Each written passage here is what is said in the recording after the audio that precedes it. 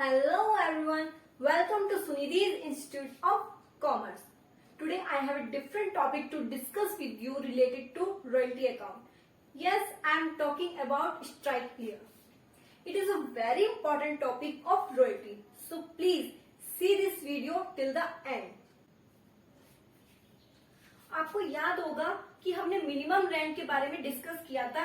Landlord एक amount fix करता है कि लीजी उसको इतना अमाउंट पे करेगा ही करेगा, चाहे प्रोडक्शन कम हो ज्यादा हो कितना भी हो, एटलीस्ट इतना अमाउंट उसे पे करेगा। लेकिन अगर किसी ईयर में किसी रीजन से प्रोडक्शन नहीं हो पा रहा है या स्ट्राइक हो गई यानी कि हड़ताल, काम का बंद हो जाना, अगर काम बंद हो गया है या फिर किसी भी इंसिडेंट के कारण प्रोडक्शन नहीं हो पाया है, तो पहले ही एक डील कर ली जाती है कि जितनी अमाउंट मिनिमम रेंट की फिक्स की गई थी उतनी अमाउंट लीजी को पे नहीं करनी पड़ेगी। भाई जब दोनों की दोनों डील करते हैं, दो लोगों के बीच में कोई डील होती है तो सिर्फ एक का फायदा नहीं होता, दोनों अपना फायदा देखते हैं। भाई लैंडलॉर्ड ने अपना फायदा देखा था कि वो एक मिनिमम रेंट के थ्रू अपना रेंट लेगा ही लेगा, चाहे उसका प्रोडक्शन कम हो रहा है। लेकिन क्या लीजी अपना लॉस होने देगा? बिल्कुल नहीं, वो भी अपना फायदा देखेगा। इसीलिए पहले ही ये डील कर ली जाती है कि अगर किसी साल स्ट्राइक होती है तो मिनिमम रेंट उसको उतनी पे नहीं करनी पड़ेगी, मिनिमम रेंट कम कर दी जाएगी। अब वो मिनिमम रेंट किस बेस पर कम की जाएगी, उसके लिए 3 कंडीशंस रखी गई है। वो उन तीनों में से कोई भी कंडीशन फॉलो कर सकते हैं।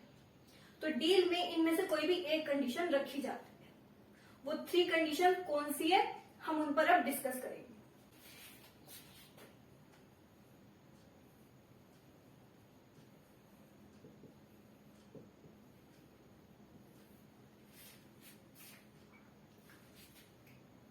थ्री कंडीशंस हैं, इनमें से कोई भी एक कंडीशन वो अपनी डील में रख सकते हैं कि इस कंडीशन के थ्रू मिनिमम रेंट इतनी कम कर दी जाएगी, इस कंडीशन के बेस पर मिनिमम रेंट को इतना कम कर दिया जाएगा, ताकि लीजी को भी इतना लॉस ना बेयर करना पड़े और लैंडलॉर्ड को भी उसका रेंट मिल जाए। रेंट तो मिल जाता है लेकिन उतना नहीं जितना कि उसने पहले फिक्स किया होता है, कंडीशन के बेस पर रेंट कम हो जाता है। तो आइए देखते हैं कि वो तीनों कंडीशंस कौन सी है। Condition 1,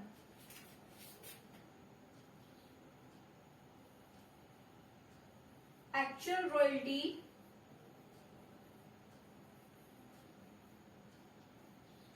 be treated as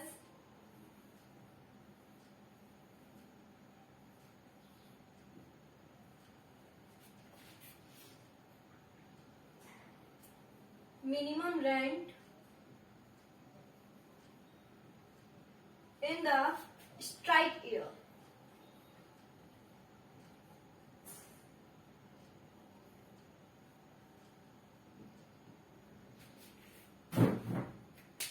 first condition है actual royalty be treated as minimum rent in the strike year, यानी कि जिस साल स्ट्राइक होगी उस साल जो एक्चुअल रॉयल्टी का मतलब है कि जितनी रॉयल्टी अर्न की है या उस साल जितना प्रोडक्शन हो पाया है, तो उस साल जितनी भी रॉयल्टी होगी उसी को मिनिमम रेंट माना जाएगा।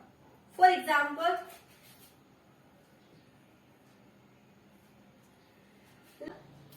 स्ट्राइक ईयर में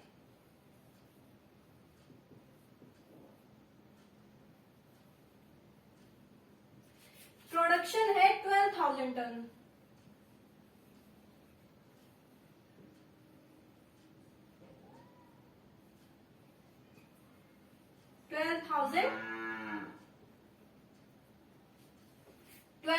टन, और उसी साल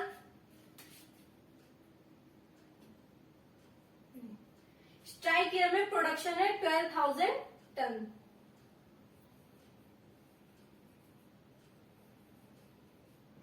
रॉयल्टी है 1 रुपीज पर टन, यानी कि 12,000 रुपीज। ये हम स्ट्राइक ईयर की बात कर रहे हैं।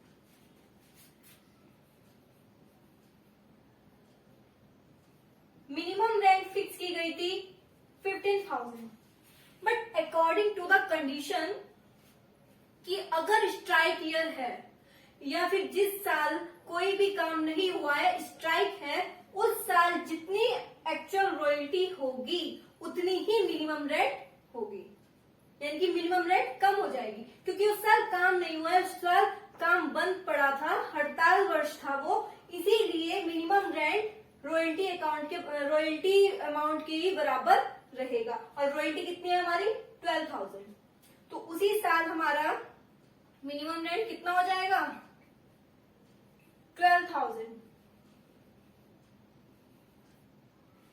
मिनिमम रेंट उस स्ट्राइक ईयर में कितना रहेगा 12,000, क्योंकि एक्चुअल रॉयल्टी कितनी है हमारी 12,000, 15,000 नहीं रहेगा।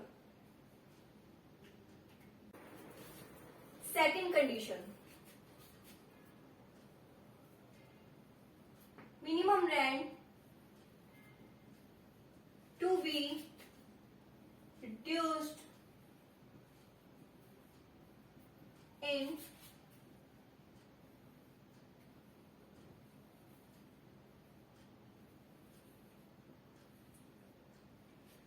proportion to the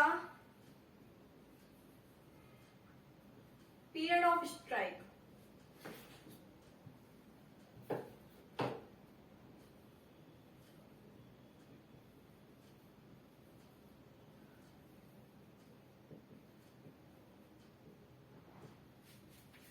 second condition है minimum rent to be reduced in proportion to the period of strike, यानी कि जिस साल स्ट्राइक है उस साल जितने मंथ स्ट्राइक होगी उतने मंथ मिनिमम रेंट कम हो जाएगी, यानी कि पूरे साल की जितनी भी मिनिमम रेंट है उसमें से जितने महीने जितने मंथ स्ट्राइक होगा, जितने मंथ कोई भी काम नहीं हुआ होगा, कोई प्रोडक्शन नहीं हुआ होगा, उतने मंथ की मिनिमम रेंट कम हो जाएगी।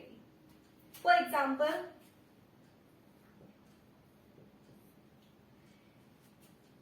जिस ईयर में किसी भी मंथ स्ट्राइक हुआ है, मिनिमम रेंट है आपकी 16,000,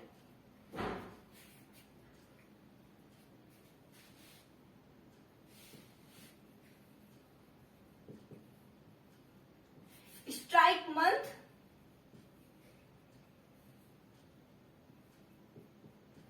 3, यानी कि 3 मंथ में स्ट्राइक रहा है, 3 मंथ कोई प्रोडक्शन नहीं हुआ, और उसी साल रॉयल्टी है 10,000।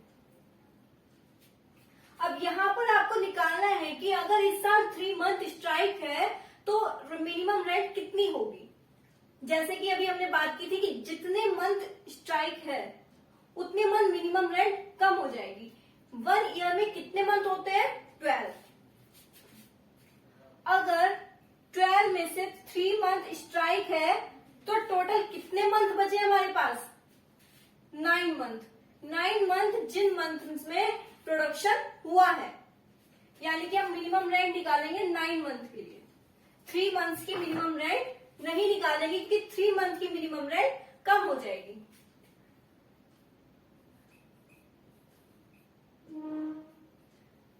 मिनिमम रेंट 1000 के बेस पर ही हमारी शॉर्ट वर्किंग निकलेगी। तो शॉर्ट वर्किंग कितनी हो गई 12,000 minus 10,000 equal to 2,000। Third condition है minimum rent to be reduced by certain percentage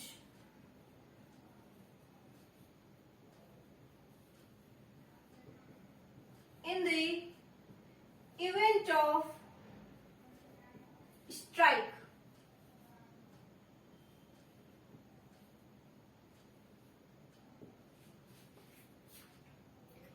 Minimum rent to be reduced by certain percentage in the event of strike, यानी कि जिस साल में स्ट्राइक होगा उस साल कुछ परसेंटेज से मिनिमम रेंट को कम कर दिया जाएगा अकॉर्डिंग टू द डील। कि डील में जितना भी लिखा गया होगा कि इतने परसेंट से कम करना है मिनिमम रेंट, उतने परसेंट से उस ईयर में मिनिमम रेंट को कम कर दिया जाएगा। फॉर एग्जाम्पल,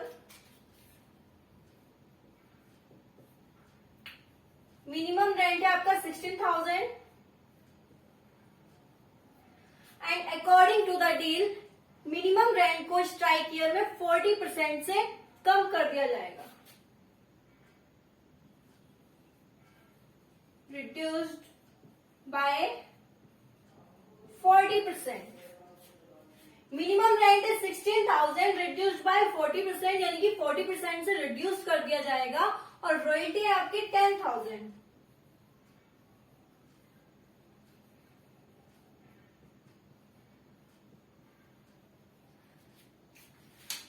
अब टोटल कितने परसेंट होते हैं? 100%। 100% में से अगर 40% को कम कर दिया जाए तो कितने बचेंगे? 60%। यानी कि मिनिमम रेंट की जितनी अमाउंट है उसका ओनली 16% ही मिनिमम रेंट फिक्स किया जाएगा स्ट्राइक ईयर में। यानी कि स्ट्राइक ईयर में मिनिमम रेंट हो जाएगा आपका 16,000 का 60%। 40% रिड्यूस कर दिया आपने, 100 में से 40% या कम कर दिया तो कितना बचा? 60%। जो 60% होगा वही होगा minimum rent in the strike year. और 16,000 का 60% 9,600। यानी कि स्ट्राइक ईयर में 16,000 से 40% कम कर दिया गया है मिनिमम रेंट और इसी मिनिमम रेंट के बेस पर शॉर्ट वर्किंग या सरप्लस निकालेंगे। अब यहाँ पर हमारी रॉयल्टी 10,000 है, मिनिमम रेंट 9,600, यानी कि यहाँ पर हमारा क्या आएगा? सरप्लस निकल के आएगा। किसके बेस पर? 9,600 के बेस पर, जो हमने नया मिनिमम रेंट निकाला है। यानी कि सरप्लस कितना हो जाएगा?